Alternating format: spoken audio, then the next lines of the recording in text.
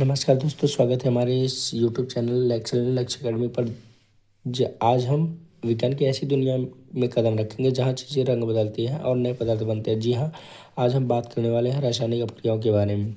तो आप सभी को पता है कि यूपी बोर्ड का एग्ज़ाम बहुत ही नज़दीक आ चुका है और यह वीडियो क्लास 10th के बच्चों के लिए बहुत ज़्यादा हेल्पफुल होने वाला है। जी हाँ दोस्तों, आज हम इस वीडियो के माध्यम से आप सभी को रासायनिक अपक्रिया एवं समीकरण के सभी बिंदुओं के बारे में चर्चा करने वाले हैं। तो आप सभी लोग इस वीडियो के अंत तक बने रहिएगा, क्योंकि यह वीडियो क्लास 10 के बच्चों के लिए बहुत ज़्यादा हेल्पफुल होने वाला है। और इस यूपी बोर्ड के एग्ज़ाम में कम से कम 2 या 3 क्वेश्चन इस वीडियो में आपको कवर कराए जाएंगे। जी हाँ दोस्तों, तो आप सभी को देर न करते हुए हम अपने टॉपिक पर चलते हैं। पहला जो हमारा टॉपिक है रासायनिक अपक्रिया। रासायनिक अपक्रिया वह प्रक्रिया है जिसमें एक या एक से अधिक पदार्थ आपस में मिलकर नए गुणधर्म वाले नए पदार्थ का निर्माण करते हैं, रासायनिक अपक्रिया कहलाते हैं। जैसे कि सरल शब्दों में हम यहाँ देख सकते हैं कि जब किसी पदार्थ में एक ऐसा बदलाव आ जाता है कि उसे वापस उसकी पुरानी अवस्था में न लाया जा सके और उससे एक नए वस्तु का निर्माण कराया जा सके, तो वहाँ पर वह क्या होता है, रासायनिक अपक्रिया होता है। जैसे हम हाइड्रोजन और ऑक्सीजन जब दोनों को आपस में मिलाते हैं तो हमारा एक नए गुणधर्म वाला जल बनता है, तो वही हमारा क्या हो गया, आपका रासायनिक अपक्रिया। तो रासायनिक अपक्रिया के जो मुख्य घटक होते हैं, तो आप सभी को पता है कि रासायनिक अपक्रिया, कोई भी रासायनिक अपक्रिया होती है तो उसमें 2 मुख्य घटक होते हैं। पहला जो पदार्थ बनने के पहले होता है और जो पदार्थ के बाद बनता है। तो यानी वही चीज़ हम इसमें कवर करने वाले अभिकार है। वे पदार्थ जो अपक्रिया में भाग लेते हैं, अपक्रिया में भाग लेने वाले को हम क्या कहेंगे, अभिकारक कहते हैं। और उत्पाद वे पदार्थ जो अपक्रिया के फलस्वरूप बनते हैं, यानी अपक्रिया के बाद जो हमको मिलता है वह हमारा क्या होता है कि उत्पाद होता है। अगर हम रासायनिक अपक्रिया को उदाहरण के द्वारा समझेंगे तो जैसा कि हमने एग्जाम्पल में भी यही आपको बताया था कि जब हाइड्रोजन और ऑक्सीजन को मिलाते हैं तो हमारा एक नया पदार्थ क्या बनता है, जल बनता है। जी हाँ, तो यहाँ हमारा ये हाइड्रोजन तथा ऑक्सीजन अभिकारक है और जो कि उत्पाद के रूप में हमारा है वो है पानी। रासायनिक अपक्रिया का दैनिक जीवन में भी बहुत महत्वपूर्ण उपयोग माना जाता है। जैसे अगर हम इसके उदाहरण देखें तो दूध से दही बनना, लोहे पर जंग लगना, भोजन का पचना तथा श्वास लेना, ये सभी हमारे क्या हो सकते हैं, रासायनिक अपक्रिया की ये दैनिक जीवन में इसके रूपों को हम समझ सकते हैं।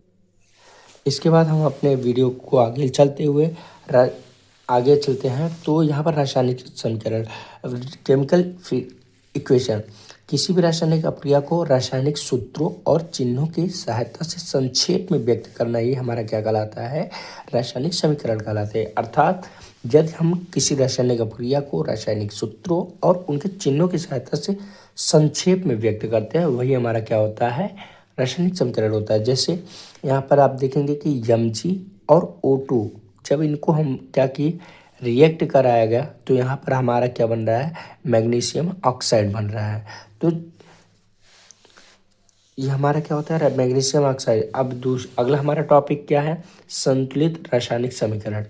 जिस रासायनिक समीकरण में दोनों ओर प्रत्येक तत्व परमाणुओं की संख्या समान हो तो उसे संतुलित रासायनिक समीकरण कहते हैं। जी हाँ दोस्तों, कि इस संतुलित रासायनिक समीकरण में कहा गया है कि जिस रासायनिक तत्वों में दोनों ओर, यानी एक तरफ जो आपका अभिकारक होता है और जो उत्पाद होता है, दोनों तरफ क्या होते हैं, हमको यहाँ पर बैलेंस करना होता है। तो यहाँ पर बैलेंस करना है, समीकरण को बैलेंस करना ही हमारा संतुलित रासायनिक समीकरण कहलाता है। तो हम यहाँ पर देखेंगे कि जैसे हमारा H2 और O2, यहाँ पर देख रहे हैं कि H2 था, O2 था, जब ये रिएक्ट किया H2O बना, तो हमको संतुलित करने के लिए यहाँ पर आप देख रहे हैं कि O2 2 आयन था, तो यहाँ पर एक ही दिख रहा था, तो यहाँ पर हमने 2 से मल्टीप्लाई किया। और यहाँ पर तब देखेंगे H2 से 2 बार हो गया, तो यहाँ पर 4 H2, तो इसलिए हमने यहाँ पर कंप्लीट करने के लिए तो हम यहाँ पर क्या कर दिए, 2 से मल्टीप्लाई कर दिए, तो हमारा ये आपका क्या बन गया, ये हमारा संतुलित रासायनिक समीकरण हो गया। तो रासायनिक समीकरण का महत्व क्या होता है, अब हमारा दूसरा तो यहाँ पर है कि अपक्रिया को समझना आसान हो जाता है। रासायनिक समीकरण के माध्यम से हमारा क्या होता है, अपक्रिया को समझना बहुत ही आसान हो जाता है। दूसरा है पदार्थों की मात्रा का अनुमान लगता है। और तीसरा क्या है, प्रयोगशाला और उद्योग में यह बहुत ज़्यादा उपयोग किया जाता है। रासायनिक अपक्रिया के प्रकार। तो रासायनिक अपक्रिया हम सभी ने पढ़ा कि एक या एक से अधिक, दो या दो से अधिक पदार्थ मिलकर के एक नए पदार्थ का निर्माण करते तो हमारा रासायनिक अपक्रिया होता है। तो रासायनिक अपक्रिया के इनके भी कई प्रकार माने जाते हैं। तो यहाँ पर पहला हमारा क्या है, संयोजन अपक्रिया। जिस रासायनिक अपक्रिया में दो या दो से अधिक पदार्थ मिलकर एक ही नया पदार्थ बनाते हैं उसे हम क्या कहते हैं, संयोजन अपक्रिया। यानी जब दो या दो से अधिक पदार्थ मिलकर के एक नए पदार्थ का निर्माण करते हैं वो हमारा क्या होता है, रासायनिक अपक्रिया, संयोजन अपक्रिया होता है। जैसे 2H2 + O2 = 2H2O। और यहाँ पर कैल्शियम ऑक्साइड को जल से जब क्रिया कराते हैं तो यहाँ पर हमारा क्या बनता है, कैल्शियम हाइड्रोक्साइड बनता है। तो यहाँ पर इन दोनों उदाहरणों से दो पदार्थ मिलकर एक ही नया पदार्थ बनाते हैं, इसलिए यहाँ पर क्या है, संयोजन अपक्रिया। तो दोस्तों संयोजन अपक्रिया आपका वो होता है कि जब हम दो या दो से अधिक पदार्थों को मिला करके एक नए पदार्थ का ही सिर्फ एक नए पदार्थ का निर्माण होता है तो वहाँ पर हमारा क्या होता है, एक संयोजन अपक्रिया होता है। तो दूसरा हमारा रासायनिक अपक्रिया है वो है वियोजन अपक्रिया। जिस रासायनिक अपक्रिया में एक यौगिक टूटकर दो या दो से अधिक सरल पदार्थों में बदल जाते हैं तो वो हमारा क्या होता है, वियोजन अपक्रिया होता है। जैसे कैल्शियम कार्बोनेट का अपघटन।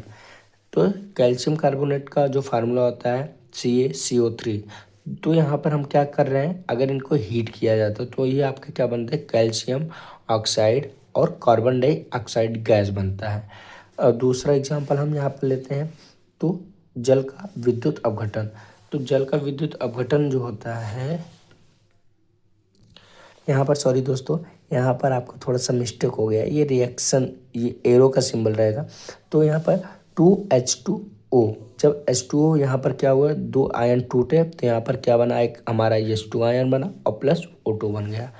तो विस्थापन अपक्रिया, वियोजन अपक्रिया जो होता है, वियोजन अपक्रिया ये होता है कि जब हम एक यौगिक को हीट या गर्म करते हैं या एक यौगिक टूटकर अन्य नए पदार्थ, अन्य उनको अलग अलग भागों में डिवाइड करता है तो हमारा वहाँ पर क्या होता है, वियोजन अपक्रिया होता है। विस्थापन अपक्रिया। जिस रासायनिक अपक्रिया में एक अधिक क्रियाशील तत्व किसी यौगिक से कम क्रियाशील तत्व को हटाकर अपना स्थान लेता है उसे विस्थापन अपक्रिया कहते हैं। जैसा कि आप सभी को पता है कि मुगल काल में कि एक राजा दूसरे को जब अपने आप में शक्तिशाली हो जाता तो वहाँ पर आप क्या करता था कि राजा को ही मार करके खुद गद्दी पर बैठ जाता था। तो यहाँ पर यही जो विस्थापन अपक्रिया होता है कि एक जो अधिक क्रियाशील तत्व होता है तो दूसरे कम क्रियाशील तत्व वाले वह यौगिक को रिप्लेस करके वहाँ पर अपना प्रभुत्व स्थापित कर लेता है। जी हाँ दोस्तों, तो यहाँ पर आप इसका सामान्य रूप में देखिए तो A+BC, इस एरो टू यहाँ पर क्या है, AC+B। यानी यहाँ पर देखेंगे Zn, जब जिंक और कॉपर सल्फेट को यहाँ पर रिएक्शन किया गया तो यहाँ पर क्या बन रहा है, हमारा जिंक सल्फेट बना और कॉपर अलग हो गया। तो यहाँ पर Zn क्या था, अधिक प्रभावशाली था, इसलिए CO को रिप्लेस किया और यहाँ पर अपना खुद क्या बना, जिंक सल्फेट बना और यहाँ पर कॉपर अलग हो गया। और दूसरा इसी प्रकार हम लेते हैं फेरस आयरन और कॉपर सल्फेट का रिएक्शन करेंगे तो यहाँ पर फेरस सल्फेट और कॉपर बन रहा है। तो विस्थापन क्रिया के द्वारा क्या हुआ कि एक अधिक क्रियाशील तत्व कम क्रियाशील तत्व का स्थान स्थापित कर लेता है तो वहाँ पर क्या होता है, विस्थापन क्रिया होता है। रासायनिक अपक्रिया का जो तीसरा हमारा बिंदु है द्विविस्थापन अपक्रिया। जिस रासायनिक अपक्रिया में दो यौगिक आपस में अपने आयनों का आदान प्रदान करके दो नए यौगिक बनाते हैं उसे द्विविस्थापन अपक्रिया कहते हैं। सामान्य रूप से इसको देखा जाए कि जब AB और CD दो आयन है तो आपस में ये रिएक्ट करके क्या बना रहा है, AD और CB बना रहे हैं।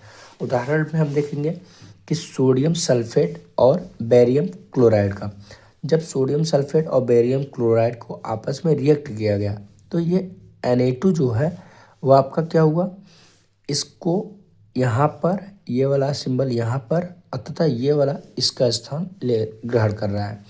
तो आपस में ये दोनों रिएक्ट करके क्या बना रहे हैं, एक बेरियम सल्फेट बना रहा है और दूसरा सोडियम क्लोराइड बना रहा है। इसी तरह हम यहाँ पर अम्ल और क्षार की अपक्रिया, जो उदासीनीकरण की अपक्रिया होती है, जिससे यहाँ पर HCl आपको अम्ल हाइड्रोक्लोरिक अम्ल और सोडियम हाइड्रोक्साइड को अपक्रिया कराया गया, तो यहाँ पर आपका क्या बना कि सोडियम क्लोराइड और जल बनना। इन अपक्रियाओं में अक्सर अवक्षेप जल या गैस बनती है। तो यहाँ पर जैसे अवक्षेप में आप देख रहे हैं बेरियम सल्फेट बना हुआ है और जल यहाँ पर आपका बना हुआ है।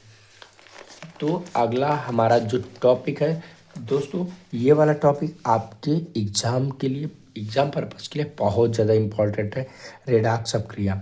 क्योंकि यह अक्सर जितने भी ईयर से है क्वेश्चन, अगर इससे इसका पहले डिफिनीसन पूछता है, अगर डिफिनीसन नहीं पूछता है तो रिएक्शन में आपको ज़रूर 2 नंबर या 5 नंबर के क्वेश्चन में इसको पूछ सकता है।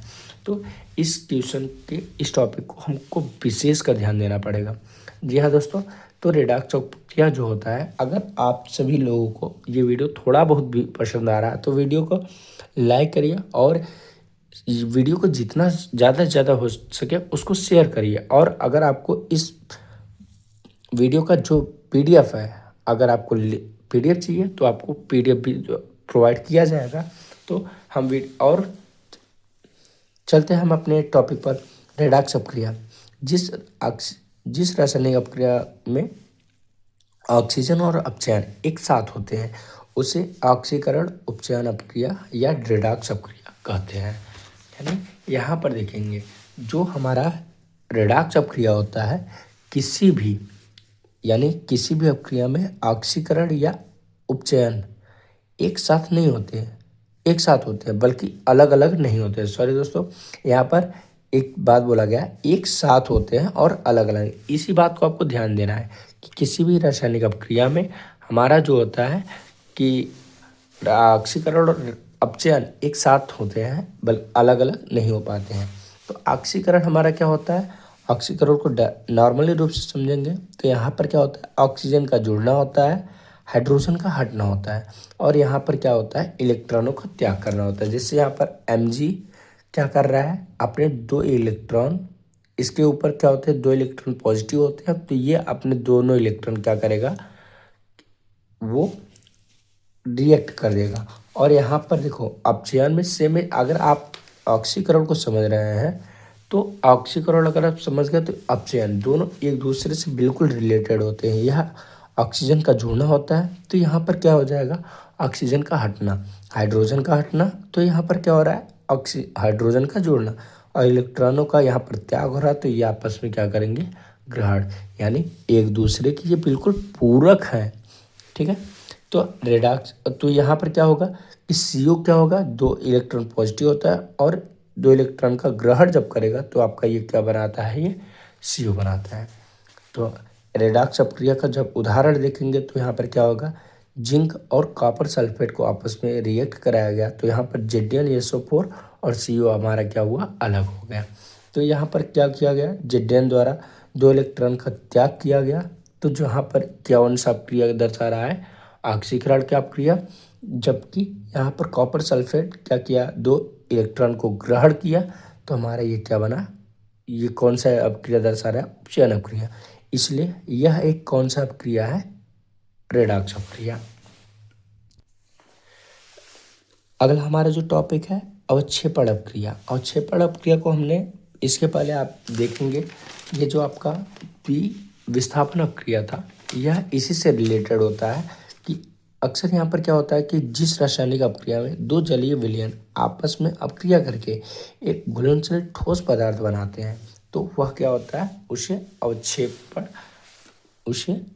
अपक्रिया कहते हैं। जैसे सोडियम सल्फेट और बेरियम क्लोराइड, तो यहाँ पर देखेंगे सोडियम सल्फेट और बेरियम क्लोराइड का जब आपस में रिएक्ट किया गया तो ये आपका क्या बना, बेरियम सल्फेट और सोडियम क्लोराइड बना। यहाँ पर बेरियम सल्फेट जो है वो आपका क्या दर्शा रहा है, ये अवक्षेपण को दर्शा रहा है।